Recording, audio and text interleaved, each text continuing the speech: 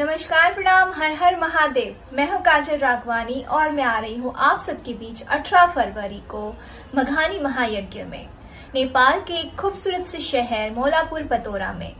हर हर महादेव। मैं पवन सिंह महाशिवरात्रि के दिन यानी 18 फरवरी को माधनी महायज्ञ में आ रहा हूँ, नेपाल के खूबसूरत शहर मौलापुर में। देखिए, जैसा कि आप सबको पता है कि पवन सिंह का बहुत ही भव्य स्टेज शो 18 फरवरी को नेपाल में होने जा रहा है, लेकिन बहुत बड़ी अपडेट निकल कर आई है भाई लोग, जो कि आप सब ने वीडियो क्लिप के माध्यम से भी देखा कि पवन सिंह के साथ में काजल राघवानी भी आ रही है। जी हाँ, 18 फरवरी के दिन ही पवन सिंह और काजल राघवानी दोनों लोग नेपाल में तहलका मचाएंगे। सो भाई लोग, इस वीडियो को इतना शेयर कीजिए कि सभी के पास फैल जाए और सबको यह अपडेट पता चल जाए कि पवन सिंह और काजल राघवानी दोनों एक साथ नेपाल की धरती पर मौलापुर में गदा मचाने आ रहे हैं। तो चलिए, अभी के लिए बस इतना ही। मिलते हैं किसी अगले और बवाल अपडेट के साथ। तब तक के लिए जय हिंद, वंदे मातरम, हर हर महादेव।